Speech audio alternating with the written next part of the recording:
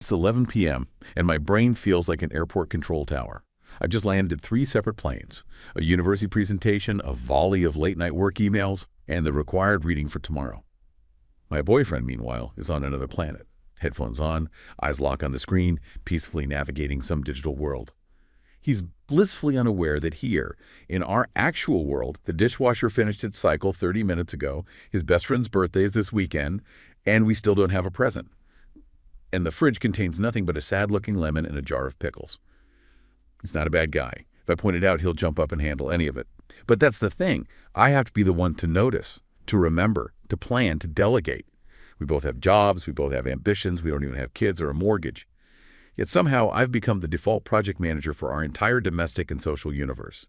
And what's strange is that this invisible second job I am working every night might be the very thing that explains why so many brilliant, highly educated women seem to vanish from their careers just as they're supposed to be taking off. And, so many of us have experienced something really similar to that.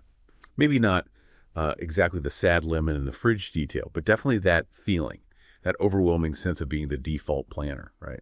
Absolutely. The keeper of all the tiny essential details. Yeah, the stuff that keeps life running.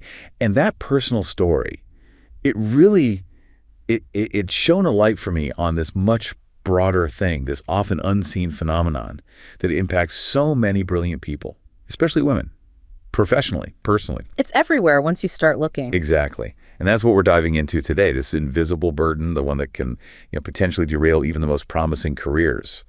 We really want to unpack how this disproportionate cognitive load, this invisible, often uncompensated work, how it feeds into things like the leaky pipeline and holds women back from leadership.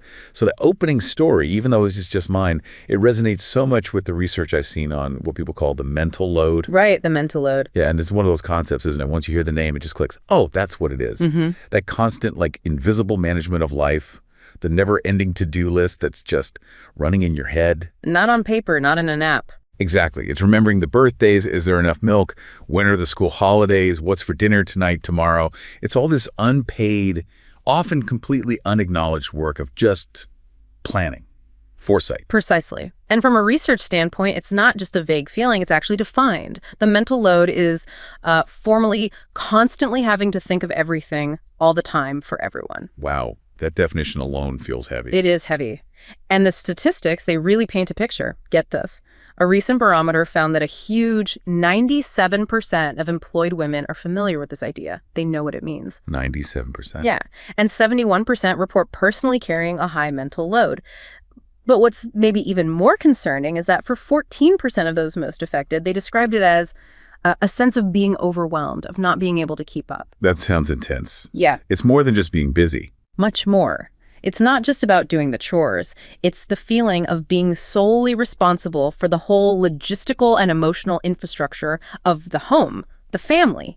Even if someone else physically does a task, you're the one who had to notice it needed doing, plan it, maybe delegate it. You're the project manager for life. You got it, the internal project manager. And it's definitely not just about household stuff, is it? Let's think about it. Okay. Imagine someone, say Priya. She's a brilliant architect in Chicago, really on the partner track at a top firm. Okay. She's managing this massive skyscraper project. Yeah. Huge deal. Career defining. Needs intense focus, big picture thinking. Now, her male colleague, David, he's got a similar project, just as complex. On paper, they're equals. Yeah. Both pulling 10-hour days, easily. Right. Same level, same demands. But after work, totally different stories. Yeah. David might go home, maybe hit the gym, then spend his evening totally immersed. Yeah. Reviewing blueprints, wrestling with design challenges, maybe music on, just deep dive, singular focus. Yeah. This is his, transcendence, their pursuit of professional mastery without distraction. Undivided attention. Exactly. Priya, though, she walks in the door and bam, second shift starts. But it's invisible, right? It's all mental. Orchestrating kid pickups, noticing the milk's low again, scheduling the dentist for one kid, parent-teacher conference for the other. Got to remember to call dad for the weekly check-in, plan the meals for the week. The mental checklist is just running constantly. Constantly. She's mentally switching between, structural load calculations for the skyscraper and the emotional load of her family. So imagine one night there's an urgent late video call. Critical design flaw in her project could cost millions. High stakes. Super high stakes. She's trying to present her solution. She's prepped. She knows her stuff. But then her youngest, who's sick with a fever, starts crying in the next room, needs comfort. Oh, no. Her focus just shatters and she feels it, The unspoken judgment from the senior partners on screen. Their eyes, are they judging her divided attention? Meanwhile, David's in his quiet apartment. Sharp, focused, totally present. No domestic interruptions. Worlds apart at that critical moment. Exactly. And in the end, it isn't her talent or her design that falls short. It's her capacity. That finite resource, just silently drained by the relentless, unpaid work of imminence, keeping her family's world spinning. And the outcome? Well, a few months later, a new junior partner is announced. It's David, not her. She hasn't been fired, nothing overt. She's just stopped moving up.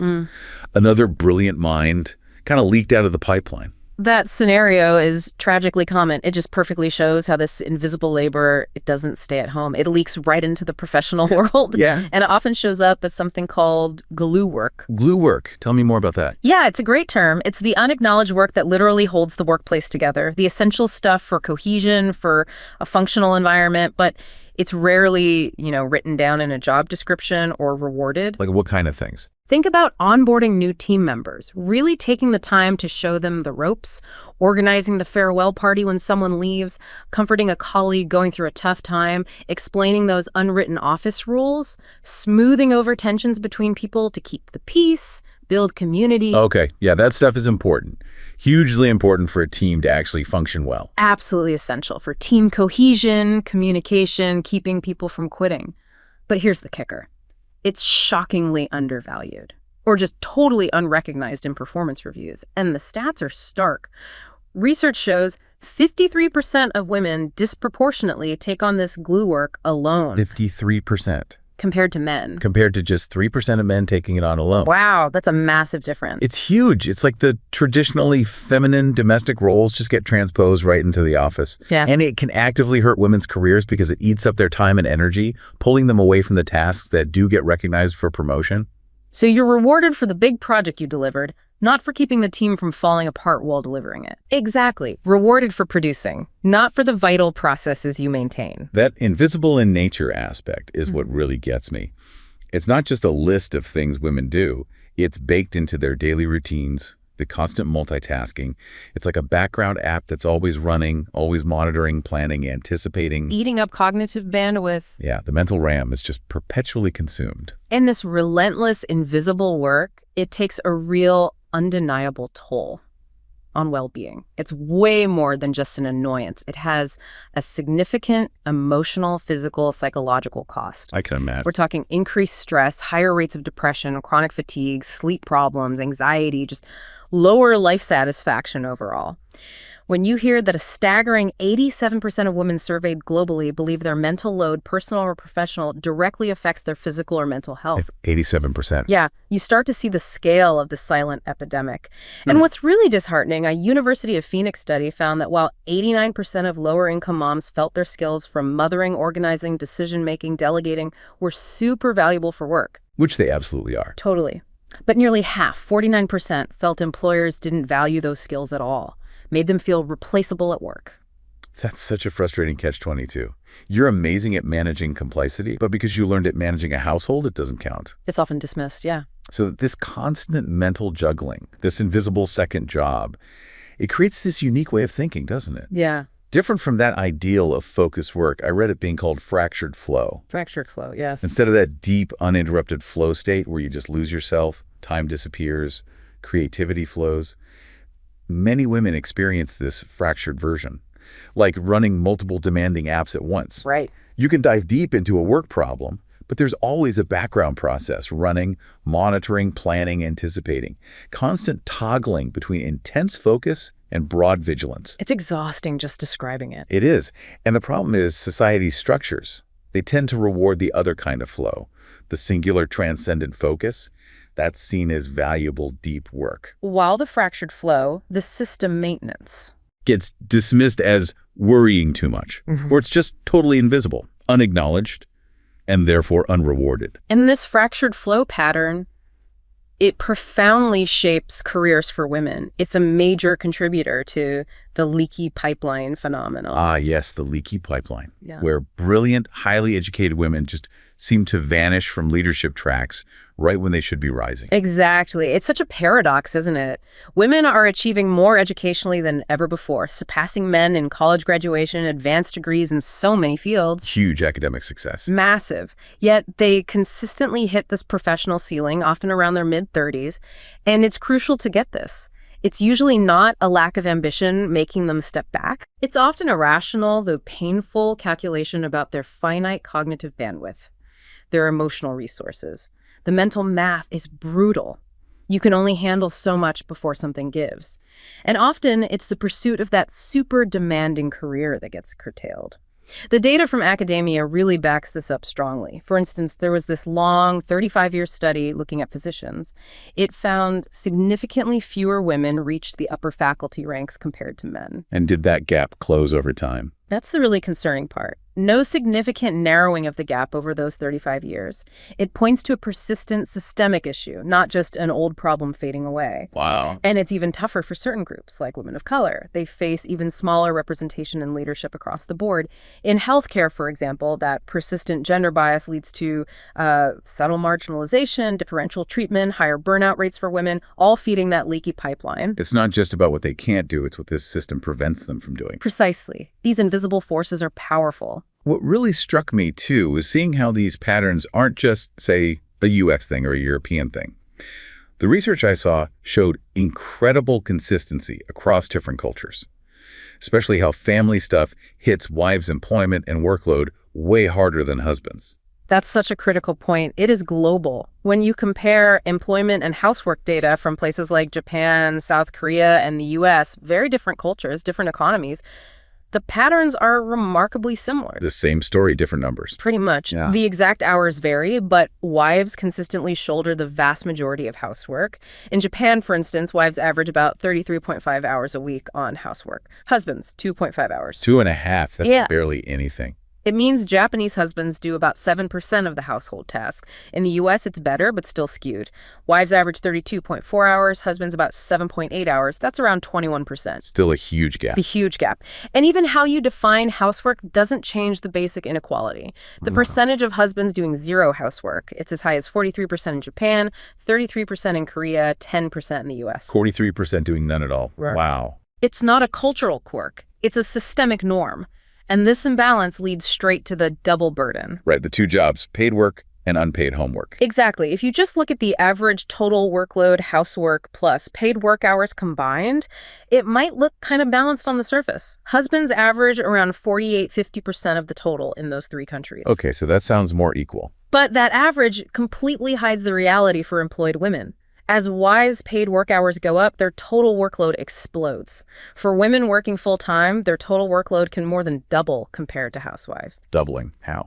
Well, in Japan, it jumps from maybe 38 hours a week for housewives to a massive 85 hours for those working 49-plus hours paid work. Korea, from 55 to 90 hours. U.S., from 40 to 77 hours. Good grief, that's unsustainable. It clearly shows that second shift of unpaid work landing squarely on employed wives. And remember, roughly 40% of wives in Japan and the US, and about 23% in Korea, work full-time. They're carrying this crushing load. And then you've got the employment constraints. Those deep-seated cultural ideas, men as breadwinners, women as homemakers, they still shape things. They limit wives' job options. How so? Look at Korea again. Employed wives there work incredibly long hours, averaging nearly 50 hours a week in paid work. That's higher than Japanese or American husbands. Higher than the husbands. Yeah. It suggests a real lack of flexible work options for married women in Korea. It's either commit to these super long, rigid hours or maybe don't work formally at all. A tough choice. Limits their ability to balance anything. Profoundly. And let's not forget commuting, another layer of invisible burden. Right. The travel time. For employed husbands, average one-way commutes are pretty long, especially in Korea, 57 minutes. Japan's 28, US is 21. Wives generally have shorter commutes. Why is that? It suggests they're strategically picking jobs closer to home.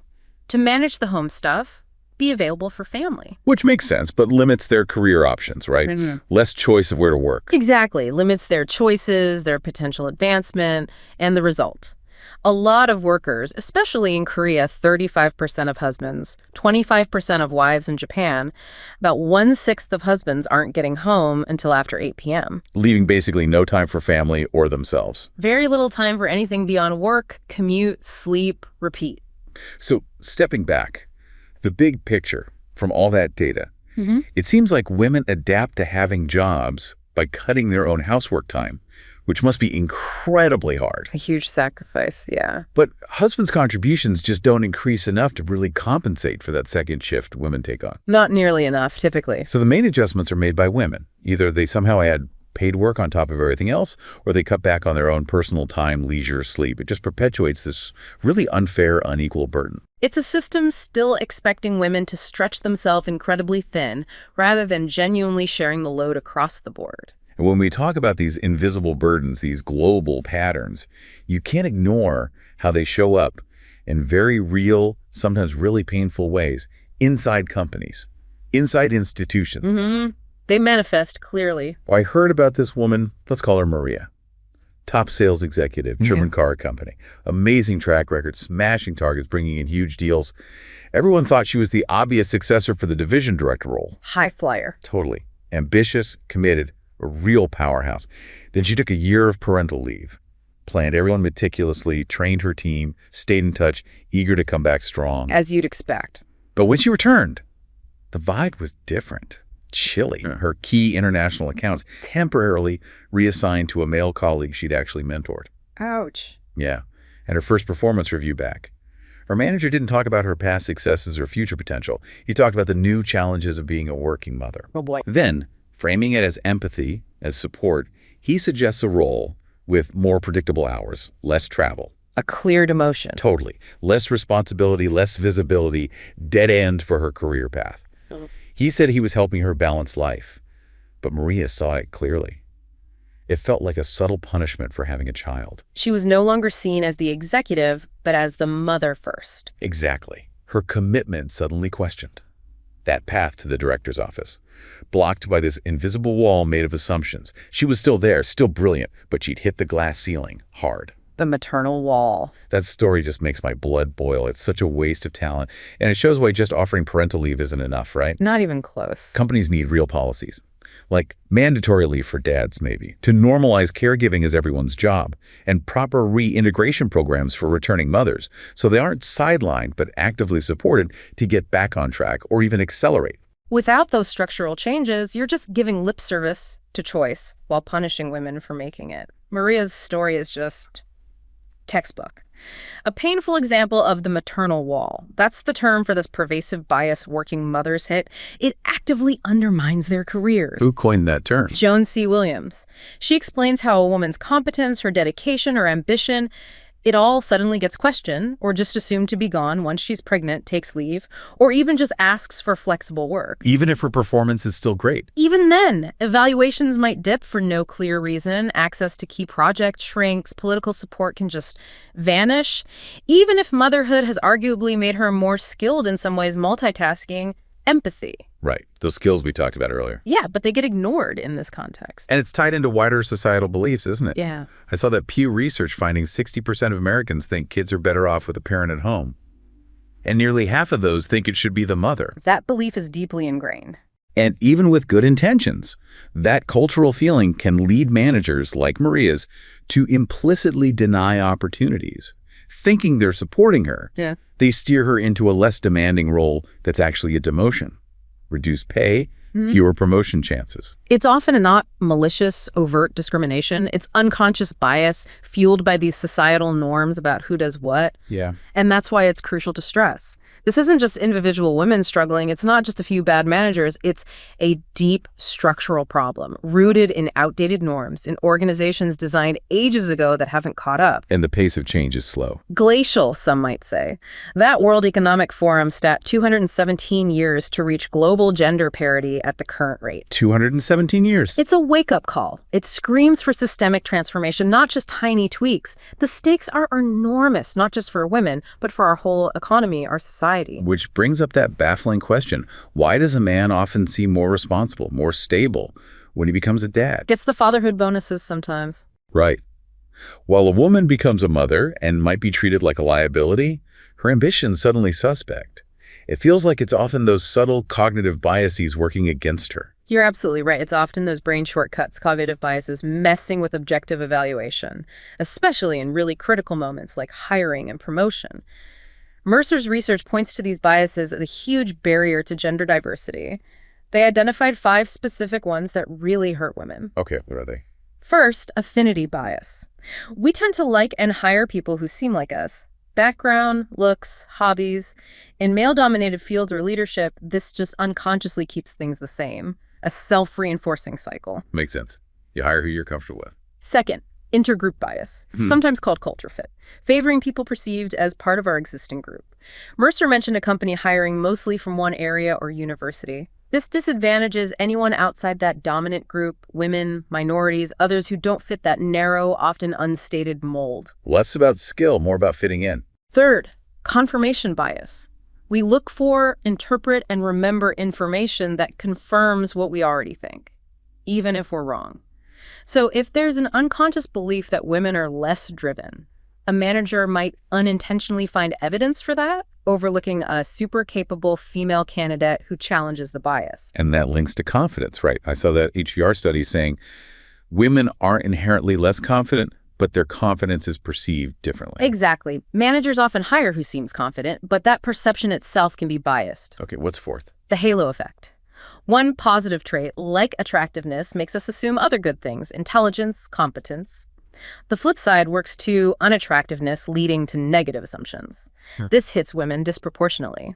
Think about biases around weight more common for women in the U.S. One study, only 15.6% of hiring managers would even consider hiring an obese woman.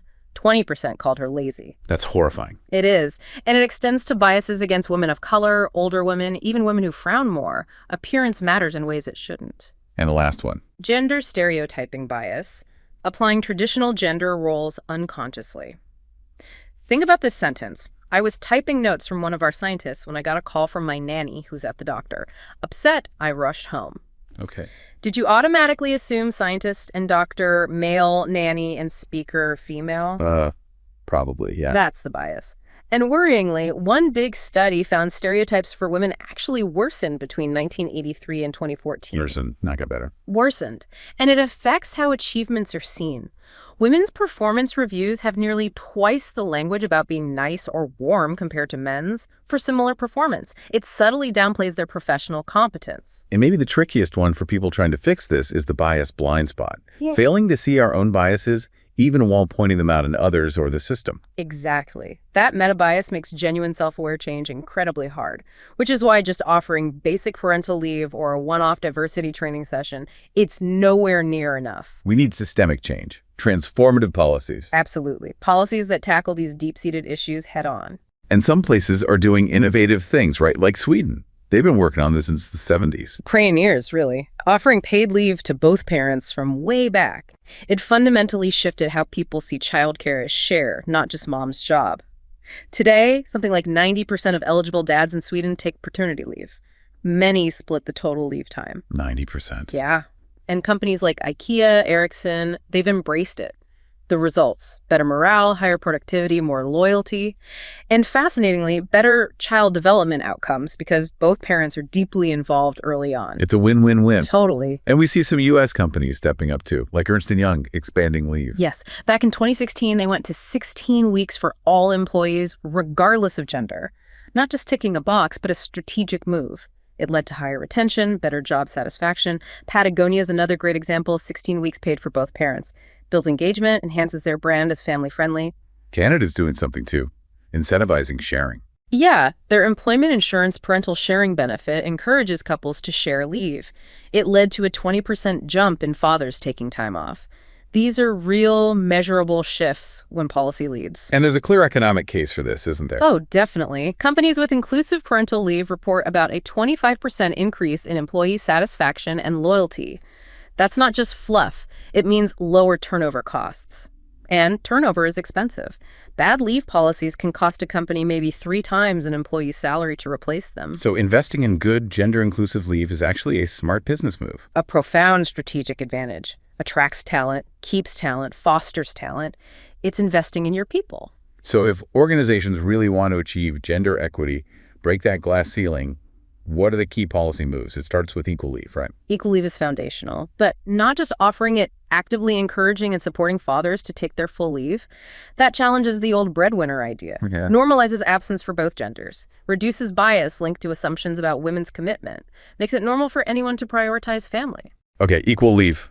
What else? Robust childcare support, absolutely vital. Remember, 42% of working moms cut hours for childcare versus 28% of dads.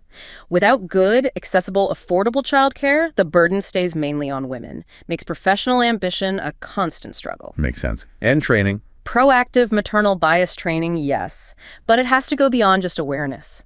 Train managers to identify, navigate, and mitigate these biases. Let women reach their potential without battling prejudice like Maria did. Change the mental models. And the culture around work itself. FaceTime versus flexibility. Crucial shift. Move away from valuing FaceTime above all, embrace flexibility. Hybrid, remote work, it's not opting out. It's a key tool for retaining women, especially those juggling multiple demands. The pandemic really drove this home. 78% of women now prioritize when and where they work. 38% of moms with young kids said they'd leave or cut hours without it. Shows how much they value control over their lives and careers. Absolutely, and the data backs it up. Microsoft's flexible policy reported 67% productivity boost. Patagonia's on-site childcare boosted morale, cut turnover, proved family support enhances work. It smashes those old ideas about productivity. Completely. Gallup says companies prioritizing well-being see a 21% profitability jump. So ultimately, real transformation needs more. Gender-neutral recruitment from the start, proactive mentoring for women, inclusive leadership training for everyone in charge, and crucially, transparent diversity metrics, track progress, demand accountability. Create an environment where talent actually wins, regardless of gender or assumptions. That's the goal, where talent, not tradition, dictates success. You know, sometimes looking at these really complex modern problems through a philosophical lens can be incredibly insightful. Simone de Beauvoir's distinction between immanence and transcendence feels so relevant here. It's a powerful framework, absolutely. Immanence being that kind of static, repetitive work of maintenance, and transcendence, the creating, achieving, future-shaping stuff. Exactly. It provides a really nuanced way to understand these patterns we've been talking about. It makes me think of, imagine someone, Dr. Evelyn Reed. She's a brilliant astrophysicist in the UK, right on the verge of a huge breakthrough in dark matter research. Okay. Her transcendence. Yes, her contribution to knowledge pushing boundaries, her legacy. But at the same time, she's the main caregiver for her mother, who has early onset Alzheimer's. Oh, the imminence enters. Right. Her days become this exhausting negotiation. Morning, coffee-fueled mapping galactic clusters deep in complex calculations, reaching for the infinite. Her deep work. Total immersion. Then afternoon. Navigating the maze of healthcare appointments, managing meds, patiently answering the same question for the 10th time. That essential, repetitive emotional labor. Her brother helps financially. That's seen as a big, visible contribution. While the daily grind falls on her. The daily draining cognitive and emotional labor, the unseen work of immanence, it's all hers. And this relentless responsibility, it chips away at the focus her research needs. She misses key conferences, struggles with publication deadlines. Her transcendent potential feels tethered, grounded by these thousands of tiny, necessary, overwhelming threads of care. It's not a specific boss or policy she's fighting there. No, it's this fundamental, pervasive, gendered division of labor that society has just accepted as natural for so long. Evelyn's story is such a profound illustration of Beauvoir's ideas. Immanence, that static, repetitive maintenance, system preservation, the ongoing care needed to sustain life, household chores, logistics, caregiving, emotional labor. The stuff that keeps the wheels turning. Exactly. And it's typically invisible, undervalued, uncompensated. Transcendence, in contrast, is dynamic, creating, achieving, innovating, shaping the future. Singular focus on outward achievement, contributing something beyond the immediate self, research, career goals, art. And Beauvoir's point, which feels uncomfortably true, is that society subtly but powerfully assigns transcendence mainly to men while often relegating women to immanence. Historically and stubbornly, yes. We see it in that fractured flow versus flow state distinction again. Singular, focused work. That's valuable, deep work. Rewarded, celebrated, women's multitasking, system maintenance, emotional labor, often dismissed as worrying too much or just unseen, ignored in its value. It's a deep structural imbalance in how we value different kinds of necessary work, and the core issue isn't that one is inherently better or that women can't achieve transcendence. Of course they can. The problem is how society's reward structures are skewed. They overwhelmingly favor the visible achievements of transcendence while systematically devaluing the essential, continuous work of immanence. Even when people consciously reject those roles. Even then, it's fascinating. Even if you say housework isn't women's work or men should do more caregiving, those underlying socialization patterns often unconsciously recreate the divisions in cognitive labor. It's like a deep-seated habit, a default setting that's hard to override without constant conscious effort. So connecting Evelyn's struggle back to the leaky pipeline through Beauvoir's lens, it feels almost inevitable in a way. It highlights why her challenge isn't just her challenge. It's not about one bad boss or policy. It's this fundamental, pervasive, gendered division of labor society has normalized. It explains why, even with amazing educational achievements, women keep hitting these professional limits that seem to defy individual talent or ambition. The system itself funnels them implicitly, and this is powerfully backed by those cross-cultural findings we discussed: Japan, Korea, U.S. family factors, kids, their ages, living with parents they disproportionately shape wives' employment and housework. But they have very little systematic effect on husbands' patterns. Same factors, different impact based on gender. Exactly. It shows how traditional gender roles persist, limiting women's ability to truly reconcile professional goals with family responsibilities. Preschool kids, for instance, dramatically increase wives' housework hours. Husbands' contributions often don't increase proportionally. And you mentioned sometimes co-residence with parents actually reduces the husband's share in Japan. Right, suggesting they might benefit more from that extra help. Perhaps the female parents or in-laws absorb more of the care work than their wives do. So women develop these strategic adaptations in response, right? Superior planning, relational intelligence, multi-thinking, becoming masters of fractured flow. Incredible resilience and skill development, yes. But there are trade-offs. Yeah. That University of Phoenix study mothers less likely to leave a bad job because they feared unemployment, financial barriers, even though 59% felt family duties negatively impacted their career path. Huge trade-offs. These adaptations, while impressive, highlight the hidden costs and constrained choices women navigate in a world not really built for their full participation in all spheres. So, genuine liberation, as Beauvoir suggests, it has to go beyond just individual success stories, or women just leaning in harder to flawed systems. It's more than that. It demands a fundamental reimagining, restructuring the institutions themselves. Because they were mostly designed around traditional male life patterns, patterns that assumed minimal domestic or care responsibilities were handled by someone else, usually unseen. Structures that reward singular focus and visible wins while ignoring the essential work of immanence that makes it all possible. Exactly. So Evelyn's story, it really pushes us to ask that critical question, doesn't it? Of ourselves, of society. How do we build a world that doesn't force this choice between ambition and humanity? Between shaping the future and caring for the present? How do we start truly valuing, sharing, compensating the work of immanence so everyone, regardless of gender, has the freedom to pursue both immanence and transcendence? Recognizing the full spectrum of human contribution as equally vital. That's exactly it. The ultimate goal isn't just helping women succeed within these flawed institutions that often work against them. The real imperative is to actively transform the institutions. Build new ways of working, caring, achieving. Yes, ways that empower everyone to pursue both maintenance and creation based on their individual capacities and desires, not confined by outdated, frankly damaging gendered expectations. Building a truly equitable foundation where all contribution is valued. That's the vision, where contribution is valued in all its essential forms. Hashtag outro. So we've covered a lot of ground today in this deep dive. Really profound, interconnected issues that touch so many lives. We started with that personal yet universal feeling of the invisible mental load, that constant hum of management, planning, responsibility that so often and so quietly falls on women. That background operating system. Yeah.